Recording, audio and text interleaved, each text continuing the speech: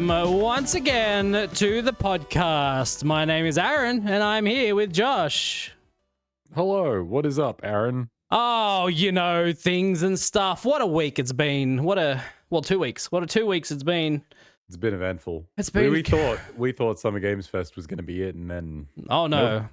They had this Summer Games massacre. Is what happened afterwards. Right? I don't think anyone's died, but I mean, you know, figuratively. we're getting Figurative close, massacre. Yeah, you know what? Yeah, sure. Great. I'm glad we can all A agree. massacre is definitely the opposite of a fest, right? Sure. Yeah, I think so. That was what I was going for. Summer Games. I didn't know what else to say. But here we are. Anyway, hey everyone, we're doing a podcast. Yeah. This week we'll be talking about all the Steam Fest demos that we played. All the bad Xbox news, all the bad Valve's Steam Machine news, and Quake's 30 years old today. Oh, good. How do you feel about that? Bad. I feel real bad about that. Like, usually, like, we're always hearing anniversaries. Hey, it's this game's anniversary. Hey, it's this movie's anniversary. Wasn't it Resident Evil 30 this year and Pokemon 30 this year? Yeah, like those... Zelda 30? I don't know why, but, like, for some reason, like, this one feels like the worst to me. Because I was like... Zelda's definitely more than 30. I rescind that earlier comment. Yeah, that's fine. I was going to let it slide. That's fine. No, I can't let it. But, like, I don't know. I hear other anniversaries, and I'm like, it seems right. But for some reason, Quake just hurts me right in the heart muscles or something, in the heart bones. Yeah, all those bones in there. Yeah, no, I saw Quake's 30, and I was like, oh, God. I am really... Just immediate gray hairs. Turning to dust. I'm just wiping dust off of me constantly now. It's terrible. Look, we're all turning to dust. Every day you wake up, you're a different person, like physically, than you were, I don't know, a year ago. Right. Sure. Well, every day It's you're a whole Ship of Theseus thing, right? whole day older than yesterday, you know? Yeah. Every second, day that'll every stop. minute of the day, you're older than you were the seconds and minutes earlier. God, will the horrors never end? But I can't show it on stream because we don't. Well, I guess I could show it on stream, but then Josh wouldn't be able to see it. Anyway, John Romero put out a video of him in a bathtub talking about the 30th anniversary of Quake. Well, which was I mean, a fun time. if you're gonna do anything to celebrate the 30th birthday of Quake, you may as well do it from the tub, right? Exactly. But yeah, fucking Quake. Goddamn, I spent many hours playing Quake on my first PC that I had. Well, my first Windows PC. I had a PC before that, but it ran on DOS because I'm that old. Yep. And I had the giant floppy disks and Yeah. no hard drive because they didn't exist yet. So No. everything was just run God, no. off those disks. And then I got a Windows PC, play the shit out of Quake. Good times. Hell yeah. But yeah, anyway, there you go. That's our fucking we're old news update there. We're all old. Every single one of us on this podcast right now. We're all You say so. I don't old. think that's correct, but yeah, sure. Every one of us. I don't have the data to back it up. Steam Next Fest happened. And they're always putting out demos. So many demos. And we both played a bunch of demos. I think we'll go 1-to-1. You say one, I say one, and then if we both played one, we can both talk about it. You go first. What'd you play? So I played 3. The first one I'm going to talk about is called Penguin Colony. Okay, I didn't play that. What is that? It is a retelling of Lovecraft's In the Mouth of Madness Okay, through the eyes of penguins. great. Um, Enough there are said. Nazis at the North Pole Okay, or South Pole. I forget which one is the one with the penguins. one of the Um, polls. and they're chasing down some Lovecraftian artifacts, you know, as they do, as the Mm-hmm. Nazis are wont to do. Sure. Um, and yeah, you play as a penguin. Mm-hmm. You waddle around, you slide, you do a lot of sliding. The sliding is the fastest way to get around, as it should be. Oh, sure. And you basically rocket around on your belly as a penguin. Nice. Um, and you're coming to these like research encampments and bases, and they're all fucked up, and things have gone horribly wrong. And Mm-hmm. you rock up to one Nazi camp, and they're mostly pretty dead. And there's a couple of guys who are freaking out. There's one guy with a fork who's like scratching his face off. And That's also a penguin? no, no, no. The Nazis are real people. Oh, Like they're okay, real all people, right. but you're a penguin and you're just waddling around like, oh shit, what's going on here? Oh, I thought they were Nazi penguins. No, well, I mean there may be in the full game. I don't know this for sure. Mm. But you're kind of just stumbling onto the aftermath of this Cthulhu bullshit Mm-hmm. as a penguin. Um, and it's neat. It's got a really cool sort of vibe to it. It's low poly. It's made by the same guys, multiple I think, who made Umurangi Generation. Oh, right. Yes. So they've got a very distinct like low poly look to them. It's Mm-hmm. kind of Ueda esque. It's a little bit Shadow of the Colossus y, Ico y, in that you sort Hmm. of wander around in these big open landscapes and it's not super directed. You can kind of wander off and just vibe. Okay. And you can swap between penguins. So you go from one penguin to the next, you go get up close to them and you can swap between them. Hmm. Um, Not entirely clear on why you would do that for the most part. There was one instance where it seemed pretty useful where you could swap to a baby penguin and get through like a hole under a fence. It's like Lego Nazis.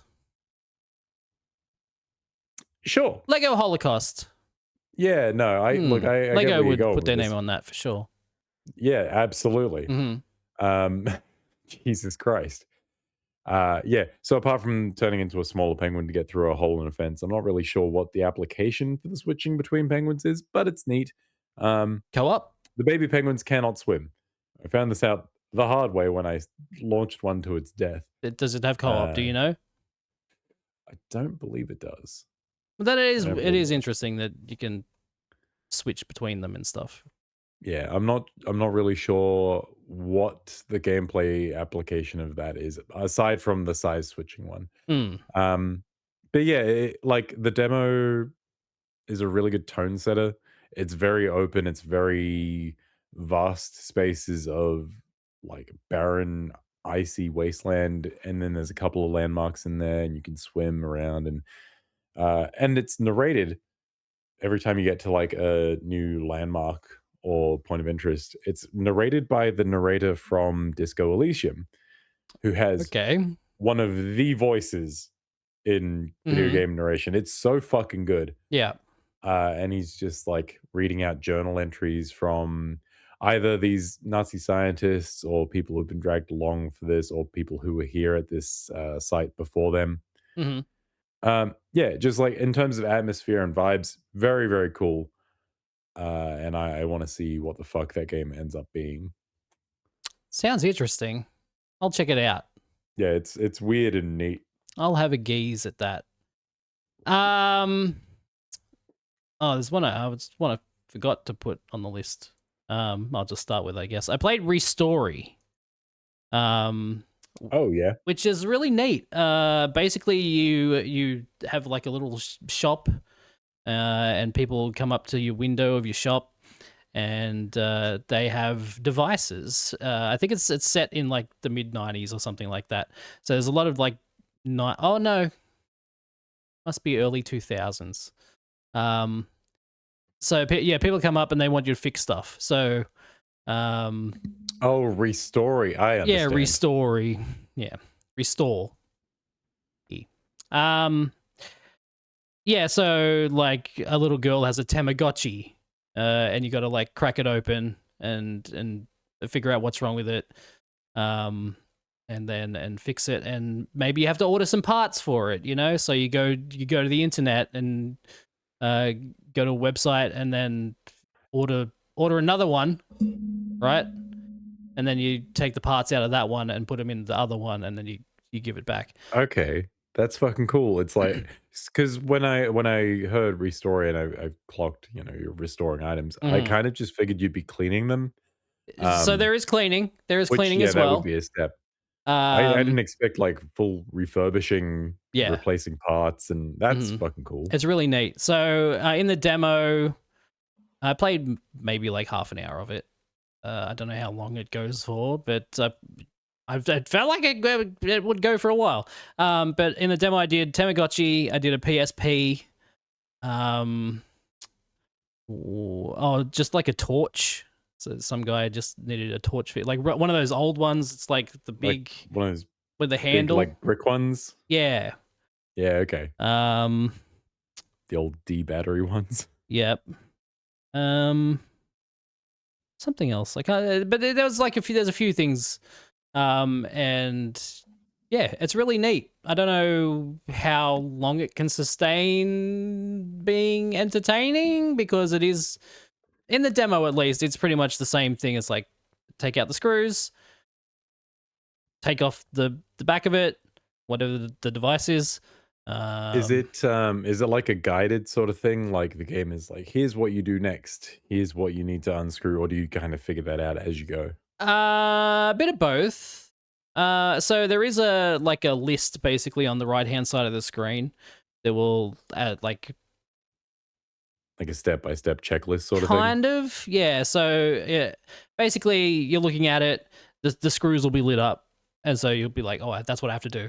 So you Right, take out the okay. screws, and then as you take each part off, it'll add to the list of like how you put it back together, basically. Sure.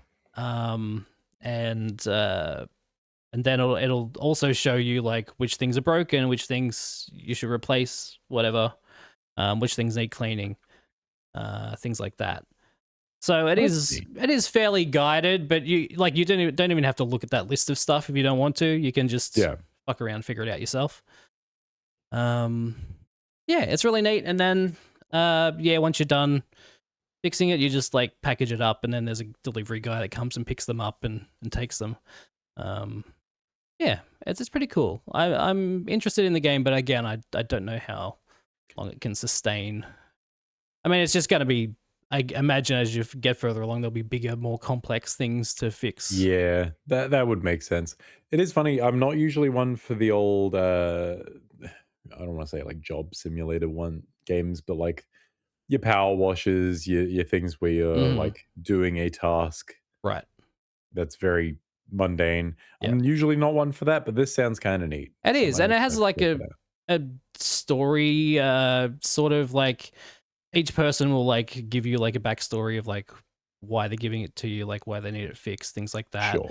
And you've taken over the store from someone, like and the delivery guy tells a story about like how there's like lots of crime around, so you got to be careful. You got to close at a certain time of night so you don't get robbed and things like that. Oh, okay. Yeah, that's pretty cool. I am.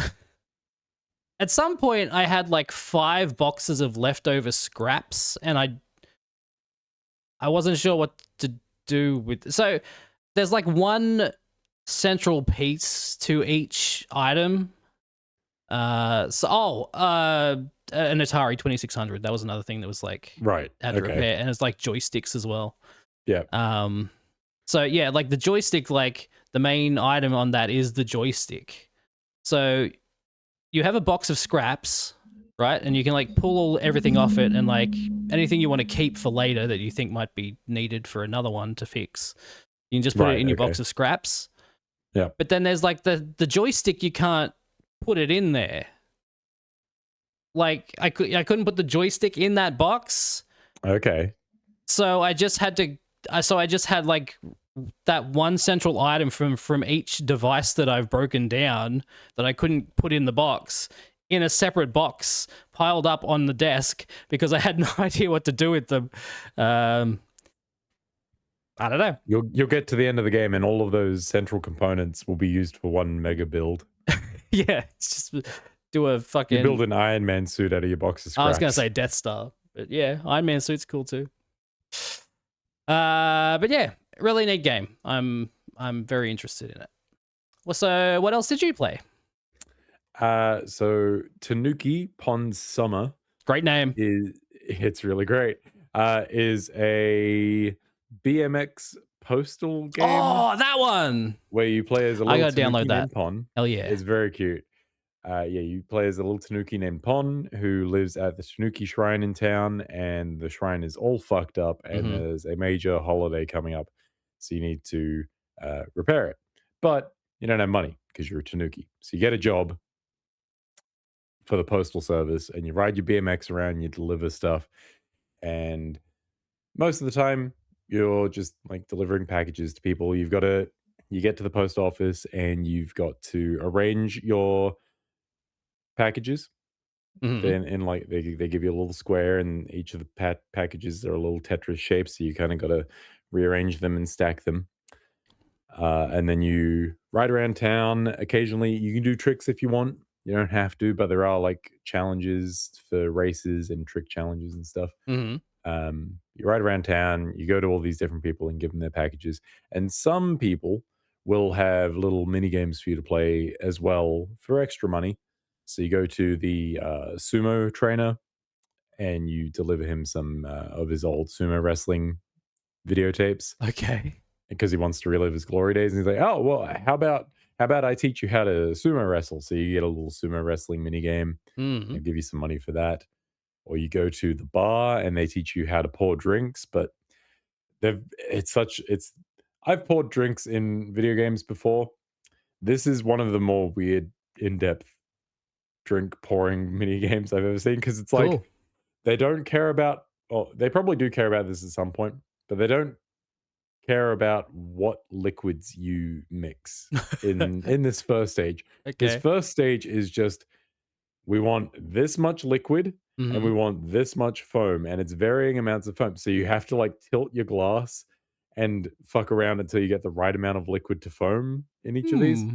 Like, man, That's cool. that's weirdly in depth, but I kind of dig it. Yeah. I think the final game's supposed to have like baseball, there's photography in the game. Hmm. Just riding around town on the BMX is fun enough, and you can do little tricks. There's tricks mapped to the Y, X, and B buttons. A is like an ollie, and then when you're pressing those, you press a direction, and it does a different move. Um, and it works well enough. It's not super in depth, but there could be some room for uh, depth further on in the game, I guess. So is it really just like a bunch of mini games with a Tied together with tied the together? BMX, yes. Okay. Seems that way. Fair enough. Although there is a bit in the demo where you have to take a, a craftsman into the woods to go get some wood to help you rebuild the shrine, Mhm. and he sits in a fucking cart attached to the back of your BMX. And you can still do BMX tricks while you're in this. You do tail whips, and this old man's in the back cart just spinning around, which It's is fine. pretty It's great. it's It's pretty funny. funny. But if you stack it, his HP goes down. So he has a little life meter. So if you fuck up too many tricks while he's in the back, I guess you fail. Uh, Pretty cool. it's a very cute, very charming game. Yeah. It looked really Great. good from that trailer you showed me. Yeah, it's got a great style. Really good minimal animation. Like Pond doesn't talk, but you have dialogue options, and they are just one reaction face or the other reaction face, and he has separate animations depending on like he'll be like, or it's yeah, very silly. I like what I played of it. Don't know how it would go for a full game, but Yeah. I guess we'll find out. Depends how many mini games there are, I guess. Mhm. But it Exactly. sounds really cool. And yeah, that trailer looked good, so I'll check it out. Um I played AGX GP, which Oh yeah, is one of the most Aaron games I've ever seen. well, this isn't even the most Aaron game on this list. I know it's insane. It's very it's Wipeout is basically what it is. But they do some unique things that I haven't seen in one of these games before. Basically You can slow down time to do like quick shifts to like different lanes to get around things. Um, Yeah, okay. so basically, you hold the button down, and then it'll show you like where you're going to, like an arrow basically to where you're going to like shift to. And then you do that, and then so you go around all the things. You don't want to go over like certain platforms because they'll slow you down. So and then there's also a jump, but the jump is only in certain like blue sections, and you can jump and then shift onto like another platform that's off to the side. Um, and then and then there's like a weird thing with like each track also has gates that you need to get, and you can't finish the race until you get all the gates. So you have to do like multiple laps to make sure you get all the gates, and then you do another lap to finish. It's Okay. it's kind of strange, but I dig it. I like the art style, and I like the movement's really good. Um, it's a lot more floaty than something like Fast RMX, which has a lot more weight to the feeling of the machines, Uh-huh. whatever you want to call them. But yeah, it seems fine. Will I get it when it comes out? I don't know. Well, I guess it depends on reviews, but it seems fine. Seems like a decent one of those. Nice. It feels like those are becoming more and more uh common these days. Yeah, there is a lot of them. And oh, I Which also I mean, it's cool. Like if that's a fairly easy way to get your foot in the door of game development, like making one of those, mhm, anti-grav racing games. right. Yeah. Fair. I a couple of weeks ago I also played the demo for the next Grip game, Grip XR or whatever it's called. Hmm. Which is very like that's very early. Like there's literal levels that are just the fucking Unreal Engine checker pattern. Oh wow, yeah, okay. Uh, Like full on placeholder. yeah. Yep. But yeah, No AI generation here. that still feels pretty good. You know, if you've been a fan of Roll Cage, it's Roll Cage, and I did enjoy that demo back in the yeah, you 90s. did. That was the good Uh, shit. What other demos did you play?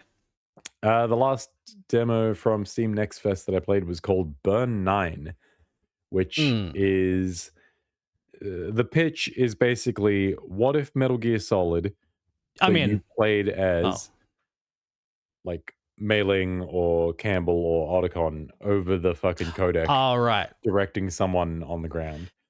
You've told me about this game multiple times, but every Uh-huh. time you say the title, I go, "What the fuck is that?" Yeah, Burn 9 is not like the most memorable title, I'll give uh, you that. Also, it's like it's got a lot of dressing to make it seem like something more than it is. mm, It is a visual novel. You've got talking heads and screens that come up. You've got hmm like a map that is very Soliton radar style, like basic shapes, not a lot of color. Um, but it's dressed up in such a way that it feels really fucking cool. It's doing the job that like a good dungeon master in D&D does, where they'll tell you the stuff hmm and it's enough detail that your brain sort of latches on and does the rest of the work to fill out the space. So you've got like this top down view of these maps, and you'll have character art of the people you're talking to, and you'll have little icons on these maps that say like sewer grate or crashed helicopter, or it'll like denote points of interest that you can examine or do stuff with. hmm And then just the dialogue between the characters and the descriptions of what your characters can do in that time or in that place, um, really just flesh out the world and describe the action really, really well. Like I can I played through this demo, and every time I was doing something, I'm like, "Oh god, this is very fucking Metal Gear." I could just see in my brain Snake doing this on Right. Shadow Moses. It Hmm. is very Shadow Moses coded. It's like a Arctic base. There's Yeah. a fucking team of fucked up super soldiers who have rebelled and have taken it Yeah. over. There's a guy who controls drones with his brain and his like hunting wolfhound who is 5 times the size of a normal wolfhound. It's yeah, there's cool shit going on, and you've got to basically direct the surviving member of this Black Ops team in enemy territory and try and get her out alive or complete the mission or both. They Mm. they make it seem like there's varying degrees of success in the Multiple full endings. thing. I would assume so. Like that's kind of the appeal of most visual novels. Uh-huh. But they make it pretty clear early on that like, hey, your uh, surviving squad member, she's expendable. Anything to get extra intel. Whereas a lot of your character options just like, no, I'm going to get you out of here. You're going to live. I'm like, that sounds pretty cool. So I'm actually really keen to see Hmm. how that one turns out. That sounds neat. That does sound good. Also, like character art and music and everything is just so fucking Metal Gear Solid. So Hmm. it's flicking all the switches in my brain. Sure. Well, speaking of Metal Gear, I played the demo for Sprawl Zero, um, which this is the, I guess it's a sequel. I didn't officially look it up, but I played some of the original back in the day, and the concept art or like the box art or whatever you want to call it for that first game was very Metal Gear. Like, what's the artist's name? I keep forgetting. Oh, Um, Shikawa. yeah. Very inspired by his work on Metal Gear, which is why I play that game. But the gameplay is not Metal Gear at all. It's a first-person shooter, but you have telekinetic powers, and so I guess kind of like what if Half-Life 2 without the gravity gun and your hand is the gravity gun. So you're basically just like picking up boxes and barrels and guns. So there's no reloading. Okay. You pick up a gun and you use up all the bullets, and then you just pick up another gun. This is working for me Yeah. as someone who really liked James Bond recently. That was my entire go-to. And you don't have to walk over to a gun because you've got telekinetic powers. You see it on the ground from wherever, and you just fucking zoom it to your hand. And then also, you run out of the bullets in a gun, and you can't see a gun. Throw your fucking gun. Fuck yeah. I love throwing empty guns at people. It's my favorite thing recently. Yeah, this demo is really good. It's really good. I don't remember, maybe later on, because I only played the first maybe couple of hours, so maybe 3 hours of the original game, and I don't remember I think there was telekinetic powers in that game, but I don't remember them being this like involved. So yeah, but it could have been in there. I just don't remember. It's been a while. It's been a few years since I played that first one. But yeah, this is it's sick. It's really good. You're fucking running around and you're shooting dudes and you're picking up their guns and you're shooting them. And so all the guns are always different. You never know what gun you're really going to pick up. I mean, obviously it tells you like what gun it is when you look at it. Sure. Right? But like, who's looking at that shit? Yeah, exactly. You just see the fucking... a fucking TK a fucking gun into my hand from across the room. Exactly. Just, I see the E button and I press the E button and then it zooms into my hand and I go, oh, it's this one. I always do what computers tell me to do. Exactly. The way they want it. Yeah. Makes it easier for all of us. Exactly.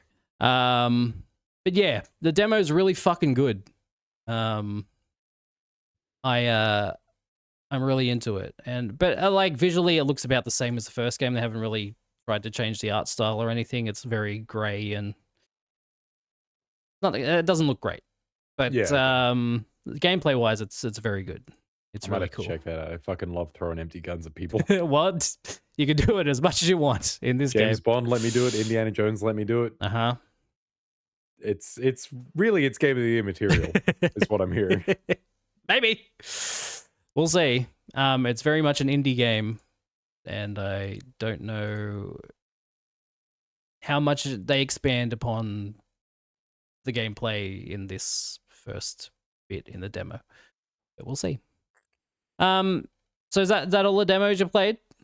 Yeah, I played a little bit of some other stuff, but that is all for the Next Fest demos. All right. Well, here we go. I'm gonna blast through these. Yeah, rapid fire me. Starting with Project Turbo Blast, right? Fuck. Gotcha. This is the Aaron game. This is the Yeah. Aaron as fuck game. Yeah, you told me the title, and I was like, okay, never mind. I guess that's the one. Yeah. It's a kind of cell shaded looking, like a Jet Set Radio looking art style. It's very fast. I can't think of a racing You would game. fucking hope so with a title like that. Yeah, but like but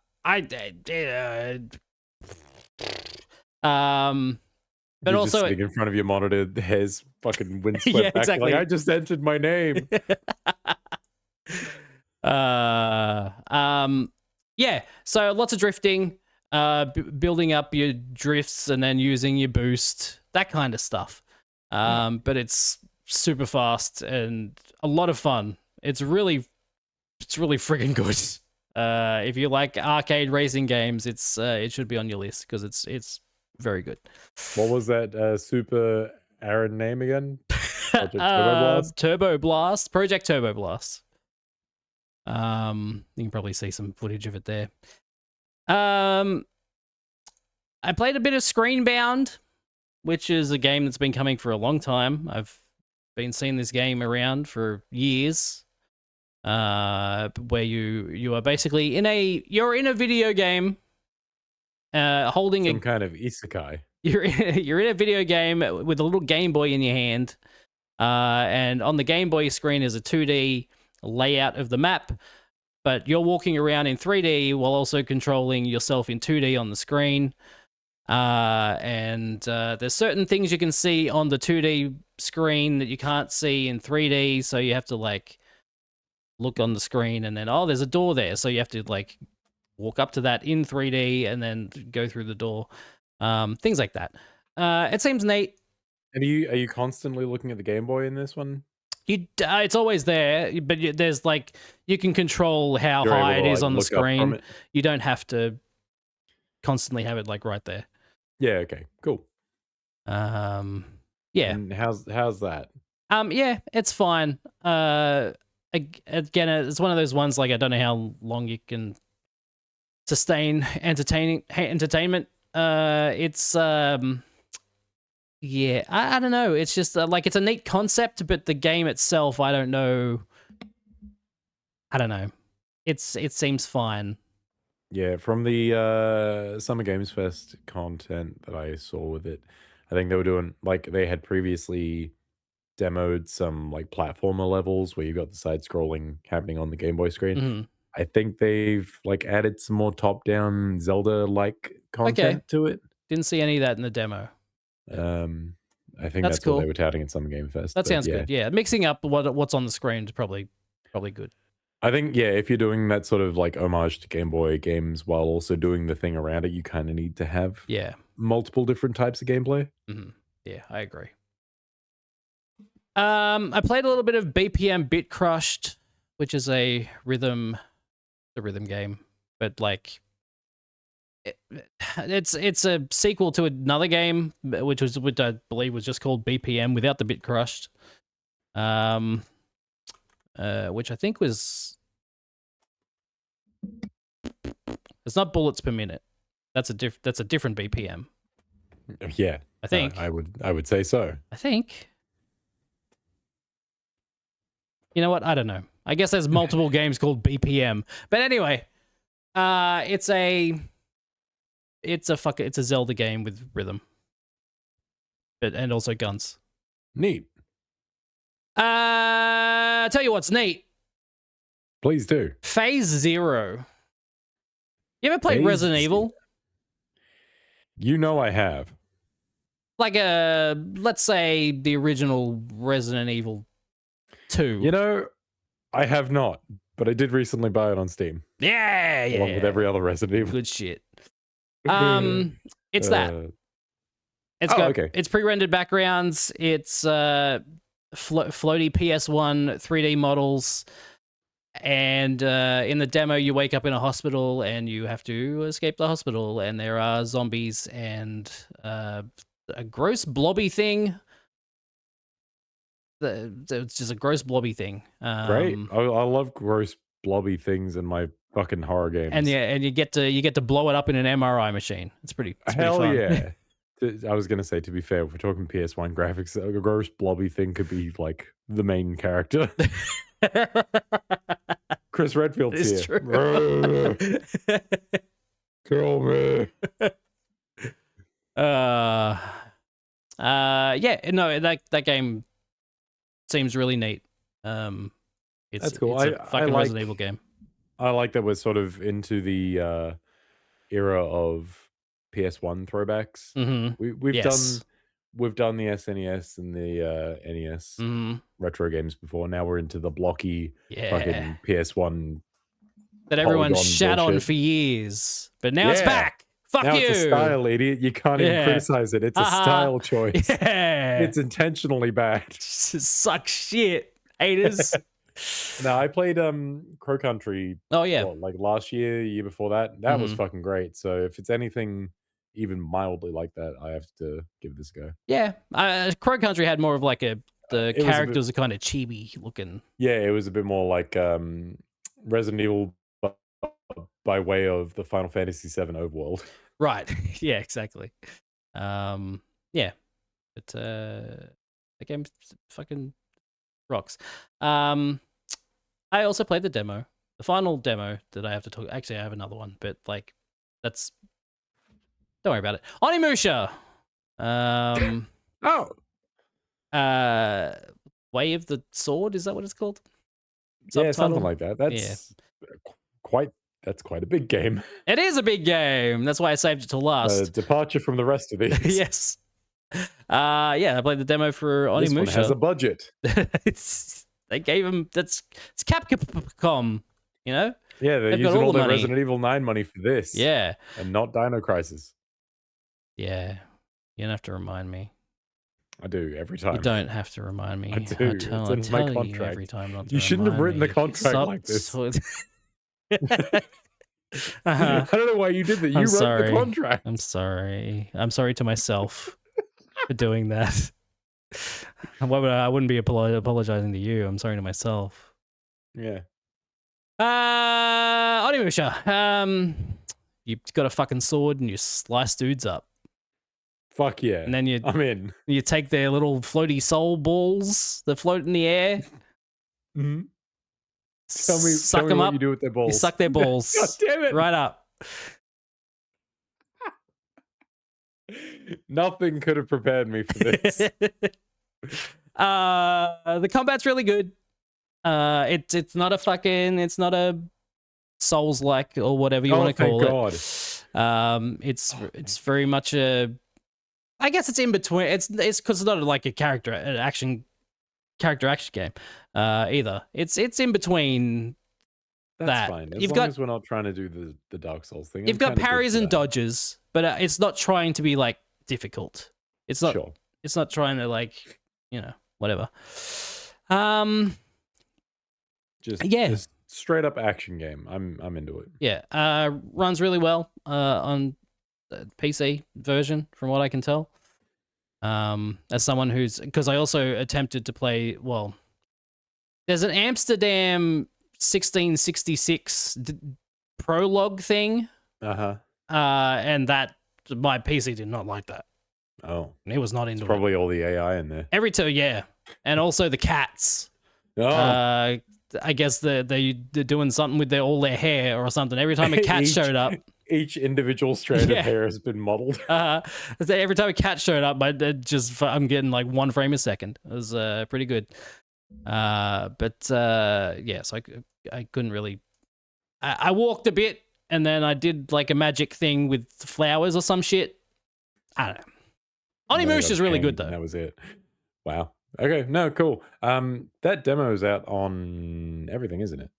I believe so. I might have to check it out on PS5. Mhm. Like, I've been running all the demos I played on the Steam Deck, and they've been Yeah. really good. Even Mhm. like Burn 9, which is a mouse and keyboard affair, I've been Yeah. like the trackpad on that thing is fucking Mhm. great. Yeah. It's really good. I'm a little hesitant to run anything too intensive on there. Yeah, look, Capcom games, PC They Capcom they games are do usually tend to optimize them quite yeah. well. Um, and even the Switch versions are extremely good too. Speaking of which, fucking Devil May Cry 5 apparently is like goes up to like 120 frames on Switch too, Fucking A. which is pretty great. That's what you want. Yeah. From that game specifically, Mhm. fuck yeah. Yeah. But there we go. That's the main. They're the demos. So what else you been playing? I finished Mina the Hollower. Yes. How was that? That game's fucking cool. It's Mhm. really fucking great. I don't have a lot of first-hand nostalgia for like SNES, NES games, Mhm. because I'm slightly younger than you. Uh, I also don't have any nostalgia for SNES games because I had a Master System and a Mega Drive. well, yeah, that's the other thing, right? I had a Master System too. Mm. Um, but yeah, Mina the Hollower is really fucking cool. It's like Link to the Past infused with a little bit of Castlevania, mixed in with some more modern Dark Souls sensibilities in your like corpse run, like risk reward mechanics. Mhm. It's just a really fucking good game. It feels great to run around and explore stuff and use all the different weapons and sub weapons. And there's great pixel art. All the enemies are fucking cool. All the areas are fucking rad. There is a section where you are chased by a nemesis of sorts, Okay.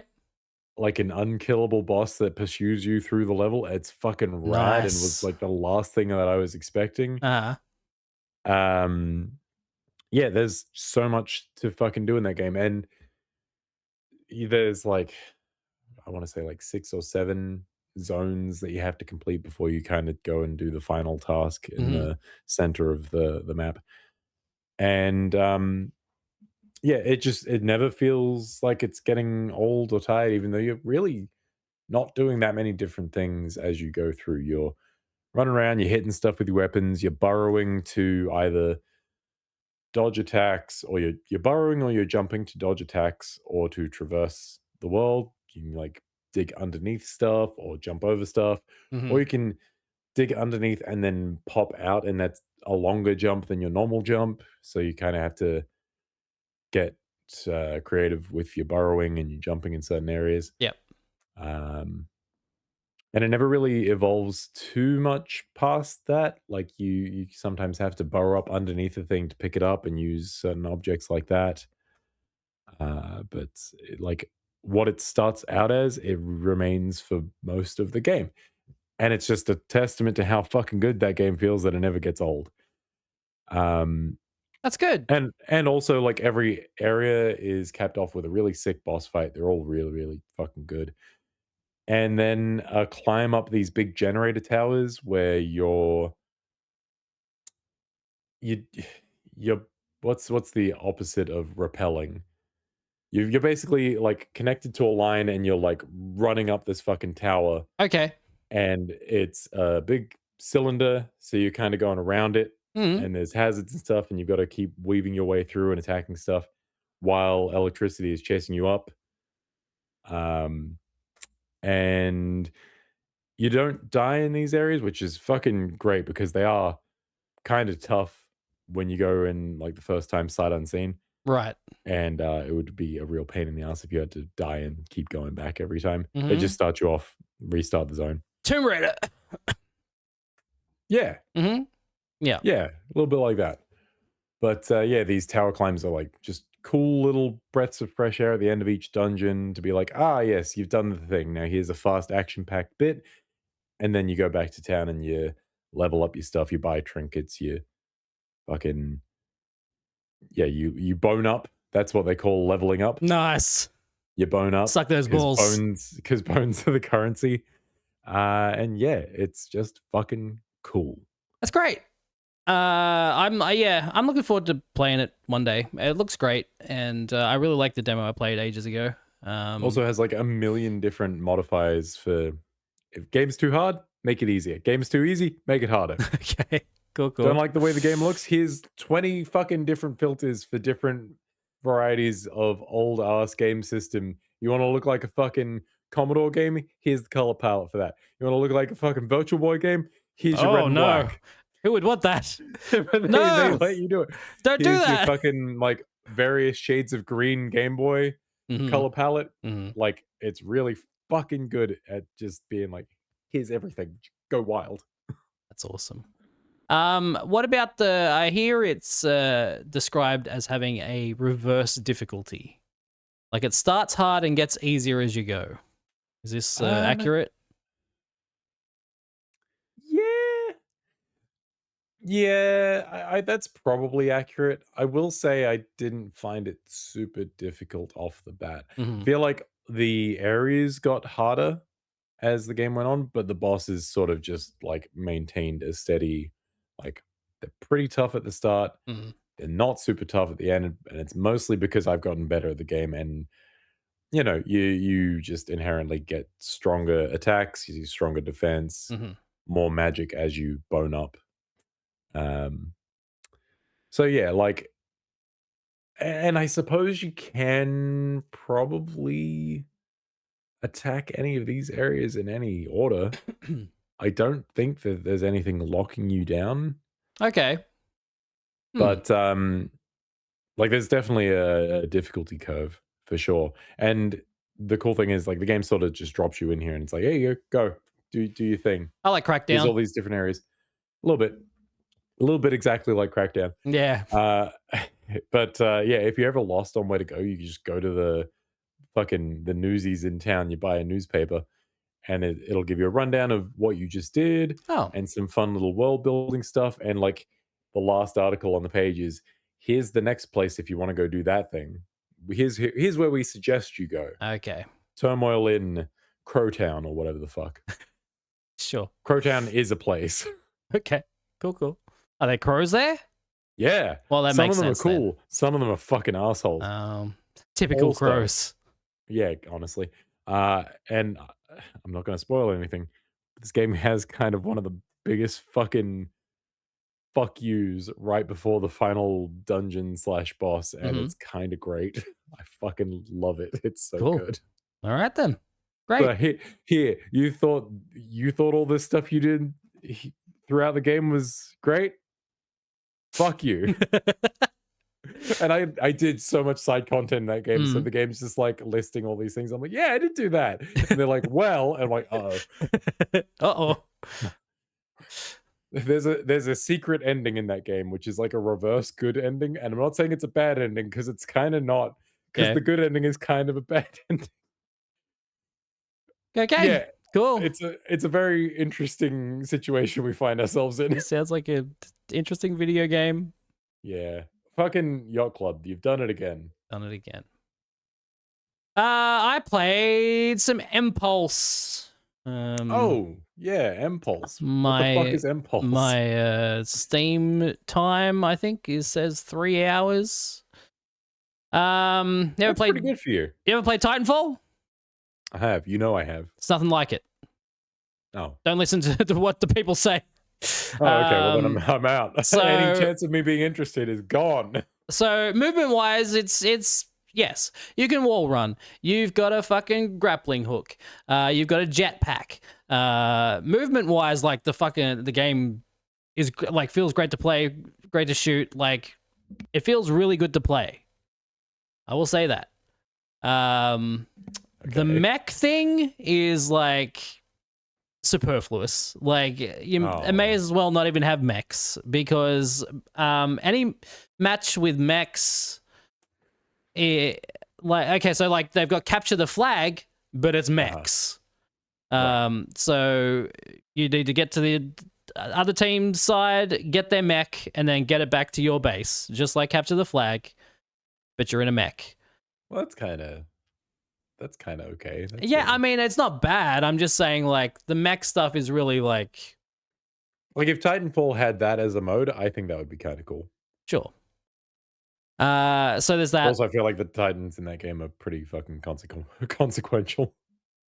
Mm. Hmm.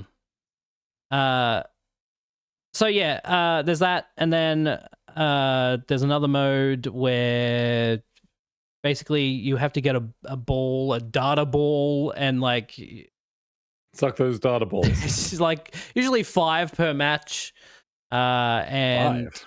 you need to hold it for 30 seconds, I think, and you know, whichever team holds the balls for 30 seconds Arrest each, the data ball.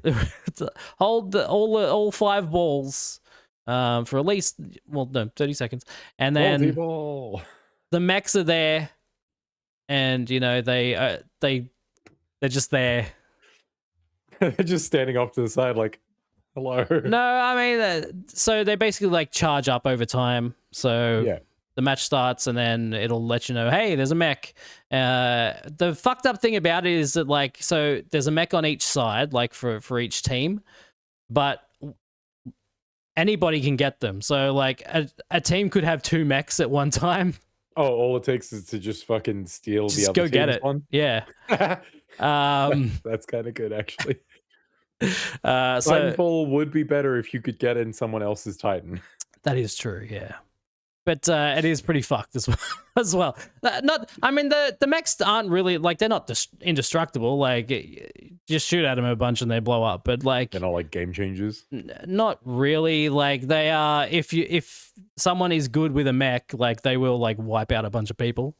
But you know, if everyone in the team is shooting at it at the same time, it won't last long. And yeah, so the mechs are just kind of there. And you can, it depends on what match type you're in, but yeah, it's not Titanfall. I'm gonna let you know, it's not Titanfall. I appreciate you doing this this boots on the ground investigative reporting. Well, it is from the people who made Splitgate, so I had to play it. Yeah, you had to. You were on the hook for that. I'm legally required to play anything from the team behind Splitgate, and also that they hat. have too much. They have too much dirt on you now. Remember that hat? Yeah, who could forget? In fact, the first thing that I thought of when you said it's by the guys who made Splitgate, I'm like, oh, the hat guys. Make shooters great again. They just changed the name of their company to Hat Guys. We'd all know. Yeah, well, you know, 1047 or whatever the fuck their name is like, I always, it's pretty forgettable. It's a bunch of numbers games. Great. What is this? My fucking gamer tag in high school? Yep, that's what it is. Make games great again. Oh no. Yep, do it. Just do it already. I'm trying.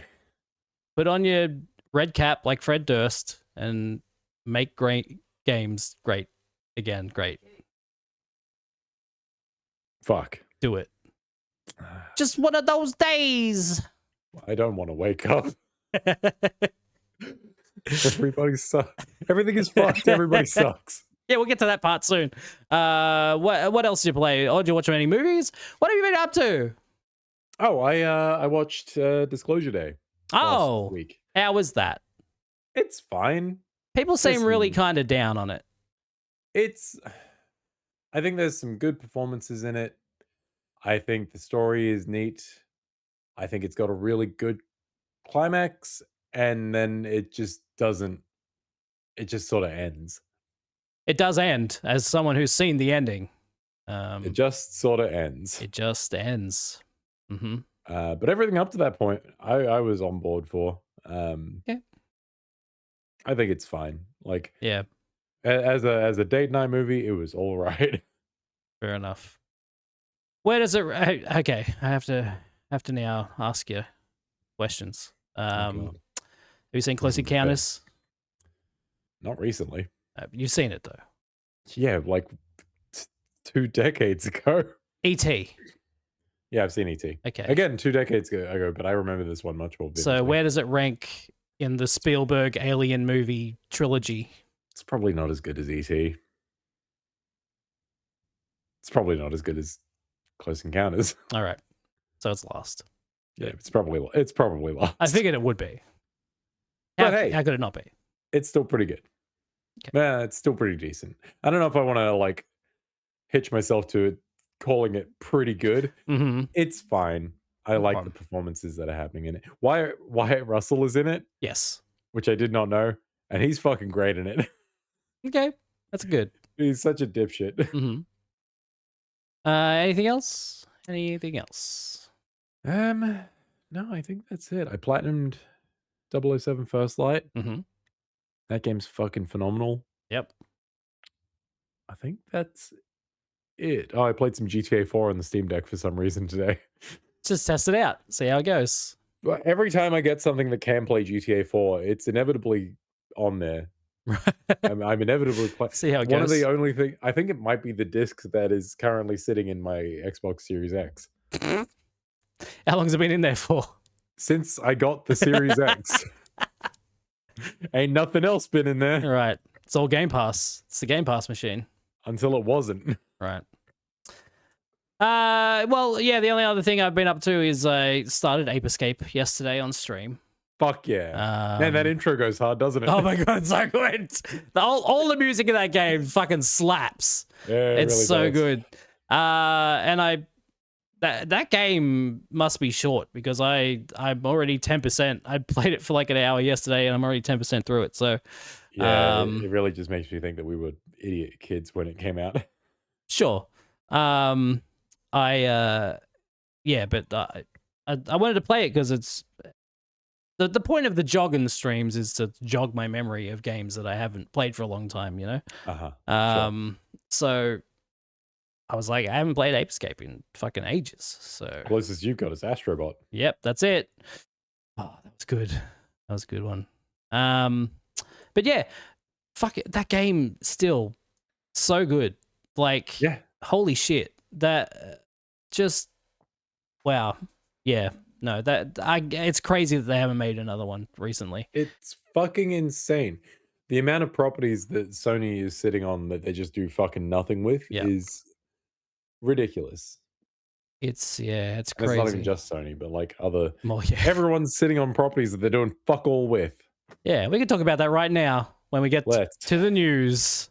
And I don't have the intro song for the news. Let's news. This is the news. There we go. Hey, I could hear it. Okay, so Summer Game Fest happened. yeah, it Xbox did. had their show. And it was a decent show. It was I a pretty think you good ranked it show. first. Yeah, we did. Yeah, You did. we both did. All of us together. Everyone Nope, in this room. I ranked Sony first. Thank you very much. The Xbox Showcase was very good. And then, like 2 days later, maybe. If that. Let's see, last Monday, Jason Schreier over at Bloomberg, put out an article titled "Studios in Microsoft's Xbox division brace for closures." Several Xbox studios, including Compulsion, Ninja Theory, and Double Fine, are negotiating with Xbox as they try to avoid closure. Some or all could spin off. Lots still in flux as many studios remain unsure about what's happening. And then there's a whole article that I can't read because it's on Bloomberg and you have to subscribe to it. But you got the gist of it there. Fuck. So, these are just bits taken from the article. Several studios in Microsoft Corp's Xbox gaming division, including Montreal-based Compulsion Games and San Francisco-based Double Fine, are in active negotiations to spin off as they try to thwart closure, according to people familiar with the company's plans. Cambridge, England-based Ninja Theory, the maker of Hellblade, is also in conversations with Xbox, as there are several other studios across the portfolio that are at risk of being shuttered. The studios may still have the opportunity to buy themselves back from Xbox and go independent, although many employees will likely lose their jobs as a result, said the people, who asked not to be named because they were not authorized to speak to the press. Employees at several studios have been informed of the situation and given permission to seek new work, but were told that the status of the studios is still in flux.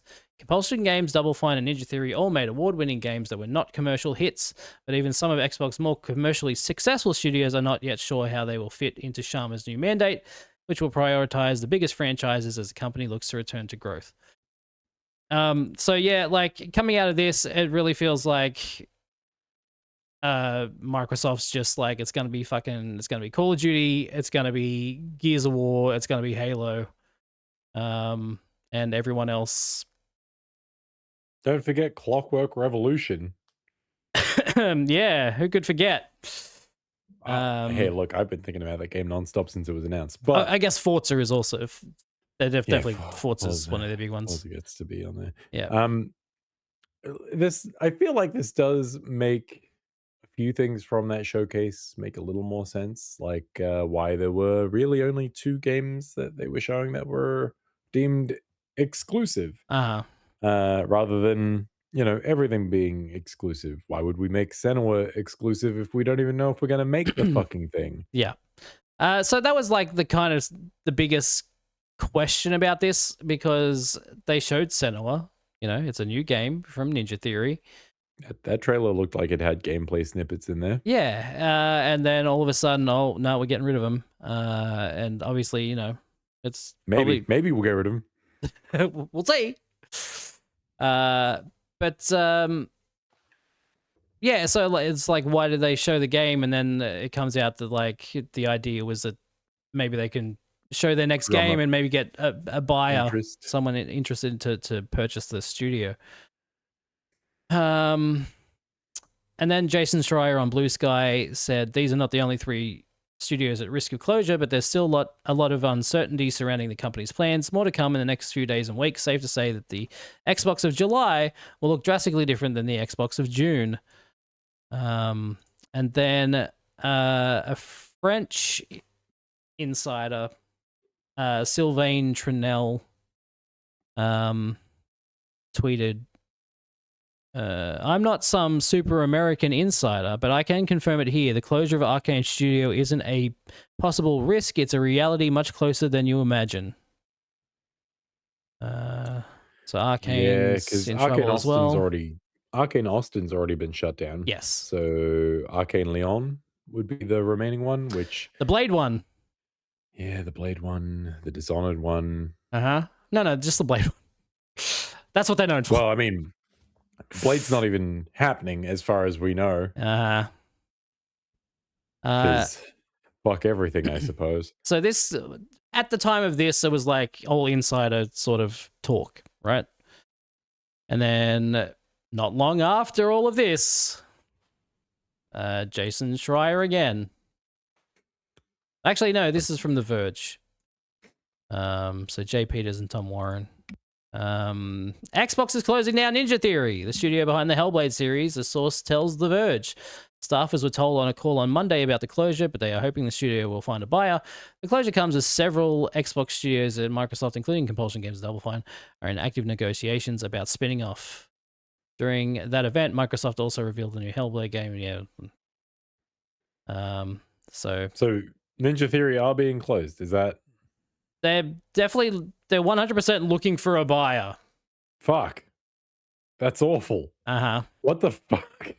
Remember when I messaged you earlier this week? I was like, man, Team Ninja. We were talking about something stupid happening. I was like, yeah, it all really depends if like Team Ninja make it through the week. Like Team Ninja as well? Team Ninja? I'm like, no, wait, the other ones.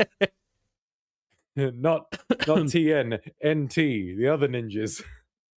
And then that same French journalist guy, I mean, I don't know how trustworthy this guy is, but he says, if Microsoft really interests you, I'd take a look if I were you at what's going on at id Software, Bethesda Studios, and also BioWare. The echoes I've been able to pick up tonight are far from encouraging. This is really just the beginning. Sick. Yeah, it's fully sick, bro. Bad time to be making video games, I suppose. Is it ever a good time? But my sources say no. Not for the past 6 years, let's say. Oh, yours is much more positive than mine. It's been a while, yeah. But yeah, no, it sucks. There was a lot of goodwill for Xbox coming out of Summer Games Fest, and this has just pissed all of that away. I feel. Yeah, I feel like they do this every year. Like they Yeah, do a but pretty good usually- showcase, and then they Usually the fuck it up. layoffs come first, and then they're like, "Well, we got to make back the Right. goodwill." Yeah, that is true. This time they fucked up the order. They can't even fuck up right. Whoopsie. Yeah, nah, it's bad. It's just bad all around. I don't know what's gonna happen to most of those studios. It It's feels kind of like insane. moment to moment Xbox is just fucking directionless Mhm. at all times. They're wasting money on hardware that they're giving away at shows. That they're wasting money on hardware Mhm. that is expensive to make Yes. because of the AI bubble that they are propagating. They're making the fucking rakes at the rake factory while stepping on every single fucking rake. Where do these rakes keep coming from? And then they've got these teams that they were given the mandate. We don't want, big sellers. We want award-winning games, Yeah. right? That was a mandate that went out. Mhm. Compulsion won so many awards for South of Midnight. Yep. Double Fine winning awards for Psychonauts 2. Well, fucking, they closed. Well, God, why do I always forget? I always forget the name of the game and the studio. The fucking Ghostwire Tokyo people. Oh yeah, the Hi-Fi Rush people. Yeah. Hi-Fi Rush Yeah. is the one I keep forgetting. After Hi-Fi Rush won all the fucking Yeah, awards. Tango. Yeah, Tango Gameworks. Yeah, they won like so many awards for Hi-Fi Rush, and then like immediately they closed. They're like, we don't necessarily need big sales. Big sales will follow when we have these prestigious games that have like all this critical acclaim. And then they have them. Get them. And then they're like, actually, nah. Actually, we kind of want the money, and then they don't stick with them. Yeah. Mm-hmm. They have zero fucking spine. They're Yeah. not willing to back up any of their developers and like support them long term. They, as far as I'm aware, get involved and give dumb fucking mandates to studios who know what they're doing. Mm-hmm. Stuff like Arcane Austin and Redfall, like that sounds like too many fucking cooks issue, among many other issues, I'm sure. Mm-hmm. And they just can't fucking seem to get anything out the fucking door except for Forza. Yeah. That's the one thing they've consistently been able to get out that people are happy with. Yeah. Well, here's the thing I've realized, like, Playground is the fucking Insomniac of Xboxes. Like, they're always consistently... They're making shit, and it's good. Yeah. We'll see with Fable. I have high hopes. I'm sure Fable will be good. I have faith in Playground. That's going to come out on PS5, so that'll make them some money. Yeah, exactly. Ain't no one buying shit for an Xbox. No. We want our exclusives. Like, are you really... Why the fuck would you listen to... Unfortunately, that is the audience that Xbox is sort of cultivated, and cultivated for itself. Yeah. And so you kind of have to play to them, but also not. Like, you don't really, and it's not going to be profitable because no one's going to buy software for your Xbox because no one fucking owns an Xbox. Yeah, exactly. Well, let's stay on this cheery news and talk about people not owning boxes. Talk about the Steam machine. Finally, I almost had a fucking heart attack this morning. Yeah, the Steam machine is finally coming. On Thursday, you'll be able to pre-order one if you're lucky enough to win the lottery. Mm-hmm. So basically, Steam Valve announced the Steam machine officially, and they announced all the pricing. If you wish to get one, you have to go to their website and join a list, and then if you're lucky enough, you'll be chosen to pre-order it for the low price of 1,609 Australian dollars. Fuck. And that's the one without the controller. How does, like, spec-wise, how does the low-end Steam machine stack up against, say, a Series X or a PS5? It's probably equivalent to a PS5. It is not as good as a PS5 Pro. and yet it's how much is the PS5 Pro going for these days? 1,300, I think. Yeah, Oh, shit's expensive. yeah. Oh, um, Jesus. Yeah, it's not that far Still, behind, but I mean, also, $300 is also still kind of far behind. but think about the fact that also like PlayStation is a closed system. Mhm. Steam Machine, you could, if you want to, you could put Windows on it if you want to use like a desktop PC. That's true. This is And really it seems like running emulators and shit off of it seems pretty yes, easy. that too. It's not a closed system like a PlayStation. It's a bit more not adaptable. What's the word I'm looking for? Never mind. It's fucking Anyway, I also don't want to defend this because it is it's a so ridiculous much. price. This is twice the price that I thought it would be. Yeah, you and I were talking like anywhere up to like $999. Yeah, I could probably $1,000. swing that. I'm not going to feel good about it, but I could probably Yeah. justify it. I paid $1,000 for a PS3 at launch. You know, sure, why not? But no, 1,600. Why not? Absolutely 1600 not. I got 1,600 reasons why not. And if you want a controller, it's 1,728. Look, it's a nice controller, but the Go on. why the fuck? Why the fuck are we selling consoles without controllers at all? Why is that even an option? To keep Fuck off. the price down. No, fuck that. Fuck you. To keep the price at the low price of $1,609. Just eat the cost of the controller. That's all I'm asking. Yeah, that is true. I mean, it is for what it's worth. In the US, at least, I guess it's $20 cheaper than it would be if you bought it with a controller separately. Ooh, yeah, you can do a lot with that $20. That's it. The Americans can't complain that fucking much. They've got a pretty sweet deal in all of this. Yeah, comparatively. It's not a sweet deal. It's a bad deal, but we've got it worse. 1,049 is their cheapest Steam machine. So the Steam machine, the cheaper one has 512 gig of memory. You can put SD cards in it, so take that for what you will. Obviously, if you put an the SD card's going to be slower than what the SSD would be in the Steam machine. There's weird quirks though. So, so 1,728 with a controller. Then they skip right up to 2 terabytes. And then so the 2 terabyte without a controller is $2,109. With a controller, $2,228. That is a lot of money.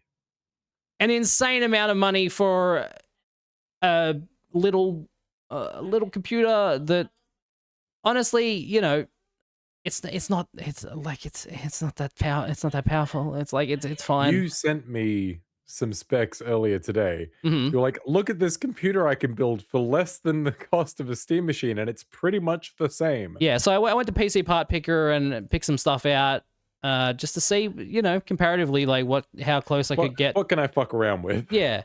And for like 1,300, I built something that would be, you know, more powerful than the Steam machine would be.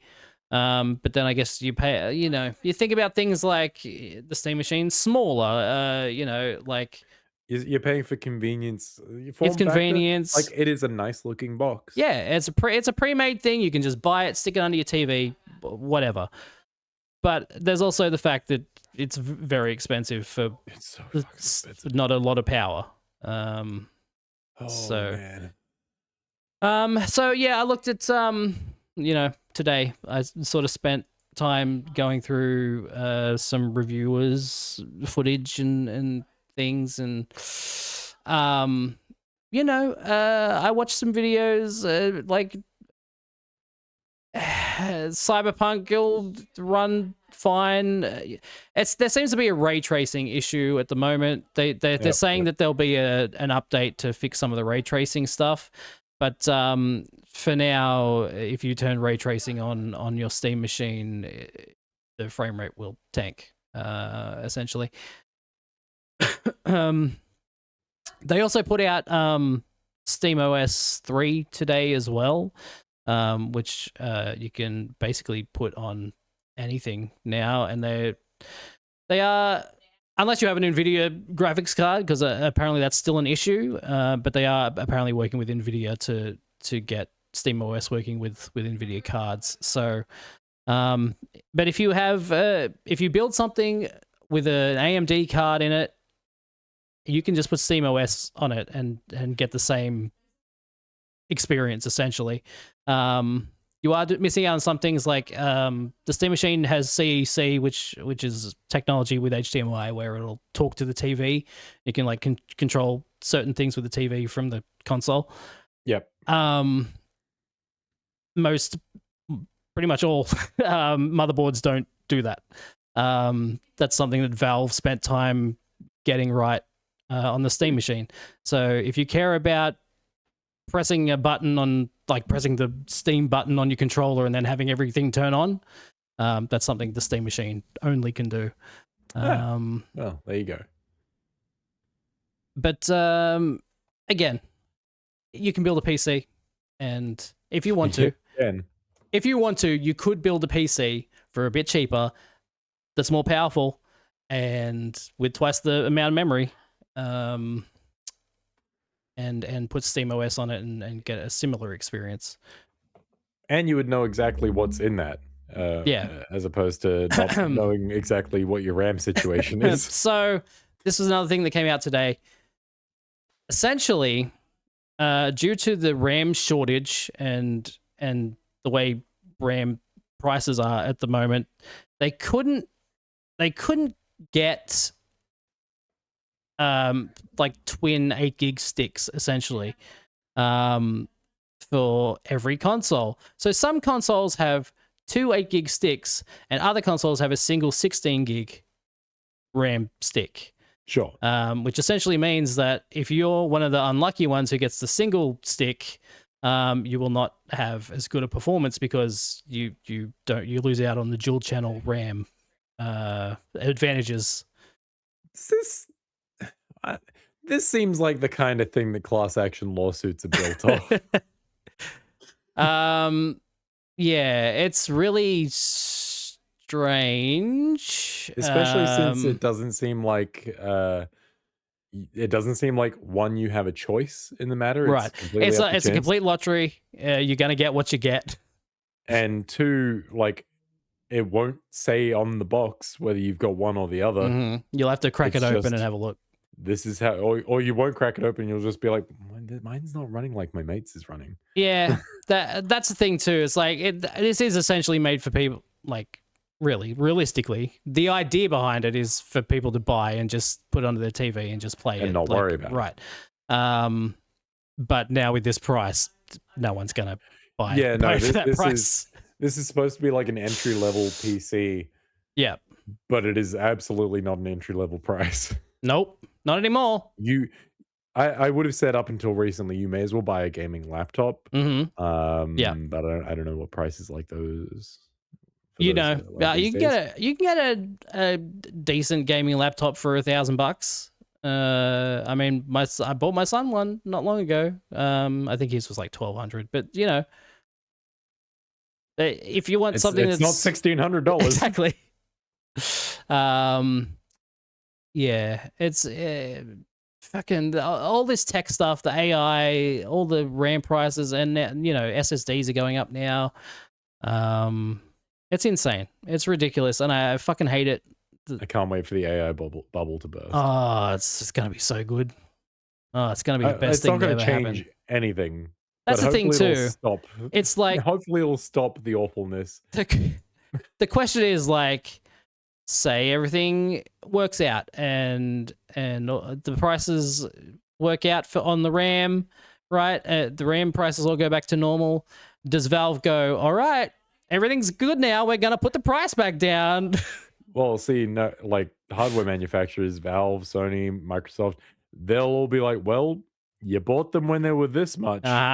You'll keep buying them when they're this much. Exactly. So PS7, PS6.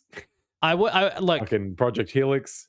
If someone does it, I'll be very surprised. That will be the surprising thing. It won't be if they like keep it the same price. The surprising thing will be if they put it back down. Yeah. Yeah, it really depends on, hardware scarcity, and cost to manufacture, I suppose. Hmm. Like if the PS6 is not that costly to make, I could see Sony being at least savvy enough to be like, okay, we can eat a loss on this and just make up for it because people will buy it. That's like, well, yeah, like Sony can do, like for any of the first parties can do it. Xbox doesn't do it. Yeah, can They can can do Xbox it. do it? They can. They shouldn't. I mean, I mean, they should, should but really, they won't. but they won't. I'm not sure they can afford Also, to. like Sony used to do it. You know, they used to subsidize their hardware because they knew that the people buy the games. Yeah, they'll make the money back in software. Yeah, exactly. Absolutely. And accessories like controllers and shit. Like, you know. Yeah. But these days I don't know if Nintendo does. Like, I would imagine because the Switch 2, like, no matter what people say online, it's not that expensive. Like, it is No. expensive, And it's not getting well. It's only getting more expensive, right? But what, they went up like $50 or something. Like, Yeah. For now. For now, But like the fucked up thing is that like tech never used to get more expensive. It used to get cheaper. It's fucked up. We're in fucked up times right now. Like, who would have thought that you and I at launch buying PS5s for their launch price got the best deal? Yeah, exactly. How the fuck did that That's happen? not usually how it happens. No. I bought a PS3 at launch, and then like 3 years later, it was like half the price. Like, Or you could get a Slim and it was like more stable. yeah, exactly. Oh, what a time to be alive. Yeah, it's this whole thing's just fucked. I hate it so much, and I'm really looking forward to it being over. But when will? Who knows? Never. And what exactly will over mean? Will it just mean things stop getting worse, or will things revert to a stage of stability and affordability? Yeah, Are we gonna get priced out of this fucking hobby? I think so. Yeah, probably. I think so.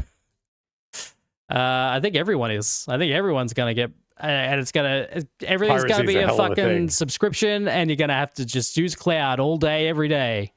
Get used to the cloud because that's where everything is. You're not buying any hardware to have at home anymore. You're just fucking streaming it from the cloud. Well, at least I'll finally have time to pursue other hobbies, I suppose. Yeah, exactly. I can get into drawing again. Yay! It all works out. Yep. Yeah, no, it's all shit. Everything's shit. It all sucks. Fucking everything sucks. Stay positive, people. Everything will be fine. I can't even firebomb a fucking data center. Fucking ASIO's got more security on that shit than Parliament House. What the fuck is going on? I don't. Yeah. There's got to be some sort of conspiracy where, like, the AI is controlling everyone. That's what it is, and then everyone's too stupid to think for themselves. They're going through the AI for all their work plans. Right. That's what our Shum is doing. Yeah. She's got Copilot running Xbox. Mm-hmm. Yep. So yeah, no, and then AI is just like, well, I mean, we can make ourselves. We can be integral. They'll never get rid of us. Yeah. We'll just form the plan around us. Exactly. Yeah. We're so smart.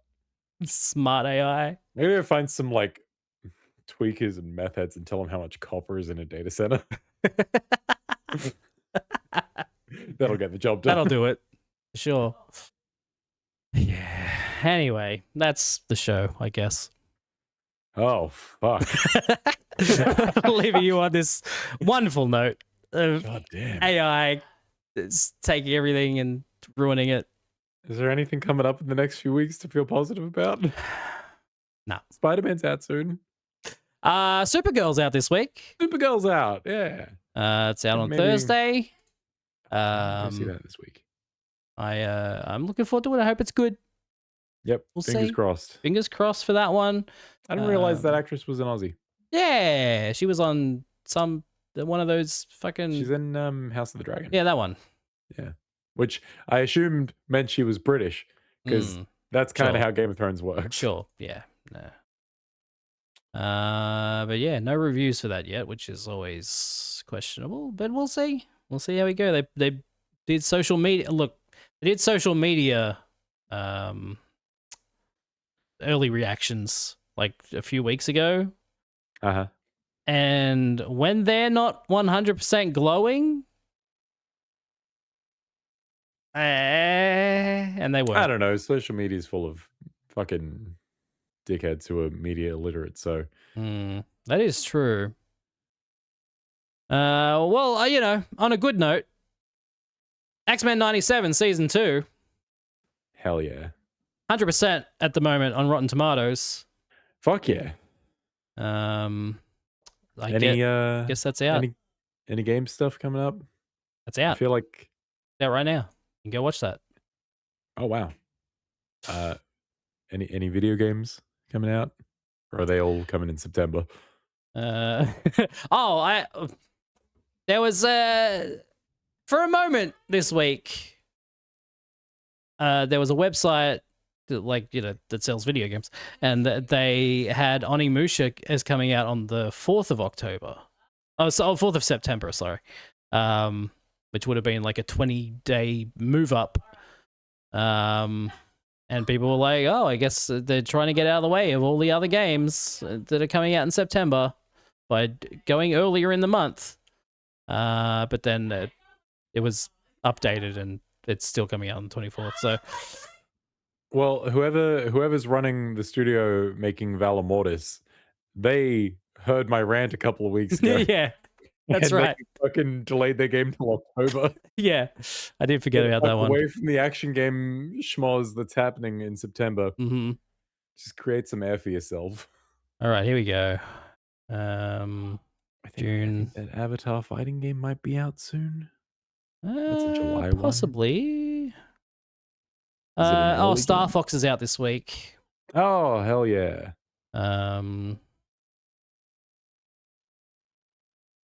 Cato's Post Office. Is that it? Okay. You're a little cat and you deliver letters to people. You know, if anything, Steam Next Fest has taught me that I like fuzzy animals delivering mail. Sure. Mm-hmm. Super Meat Boy 3D is getting a physical release on the Switch too.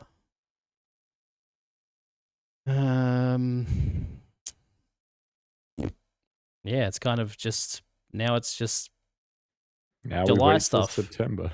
There's not a whole lot out in July when it comes to games. All I can think of is like Halo Campaign Evolved. Yep. Avatar Legends, Assassin's Creed Black Flag Resynced. Mm-hmm. Is Tokon July or August? August, I want to say. Yeah, so that's. I'm sure there is stuff, but they're just not stuff that's in my sphere of. Yeah, August 6th for Tokon. Which is great. It means I can catch up on all of the stuff that I bought on Steam over the years. Now that I have Steam Deck. Uh-huh. Like every Resident Evil. Every single one of them. I played after GTA 4. Sure, yeah, of course. You got to play through GTA 4. Gotta. Why wouldn't you? I don't like that game. I know you don't. I'm aware. Not a big fan of that one. Did you ever finish it? Yeah, I finished it. Wow, you finished a game. You finished games once upon a time. Sometime. Well, I went to the midnight launch for that game, right? Back in the day. Yeah. Okay. Back when midnight launches were a thing. And I remember some of those. Mm-hmm. So yeah, I got it day one, midnight launch, and then 2 years later, I finished it. Fuck. I played the majority of the game. I didn't realize I'd played the majority of the game. I just got to a point where I was like, I fucking hate this game, and I stopped playing it. And then 2 years later, I was like, you know what? I'll just give it a go. And I literally got nothing to do. I literally did 2 missions, and it was the end of the game. That's fucked. What the fuck, man? That's crazy. Yeah. Oh, Rhythm Heaven Groove is out on the 2nd of July. Yeah, for the Switch. Yep, for the Switch. Looking forward to that one. And we got Assassin's Creed the week after that. So there you go. Alrighty. Well, hopefully nothing horrible happens between now and next podcast, but I wouldn't bet on it. I am not holding my breath. Uh-huh. With all these companies in talks, like something has to happen probably by the end of the week, right? Maybe. Schreier was saying Mhm. Xbox in June will be very different to Xbox in July. We'll see you for this show in July, I guess. Yeah. Yeah, exactly. We'll see. We'll see how the new Xbox is. Yeah. Anyway, I still want that green thing. You're sick. Still want that. You're sick. You Oh, sicken me. I don't want it. Anyway, thanks for watching, everyone. We'll see you again next week for what's that fucking movie called? Little Showdown in Giant Tokyo. Showdown in Little Tokyo, starring Dolph Lundgren and Brandon Lee. Yes, we'll be doing action ranking for that movie that he said, and we'll be here to talk about that next week, and then we'll have this show again in 2 weeks. So With good news. oh, Can't guarantee that, it's going to be but great. my God, It's going to be great news. Gotta Nothing be but better than this. tell you what, it's going to be nothing but good news. It has to be All better right. than this. I'm going to cut this out and put it at the beginning of the next episode, just so we can transition. Last time on the Total Badness podcast, it's got to be better than this. And then you play the Always Sunny. The king finds it's actually much worse. It's so much worse, you guys.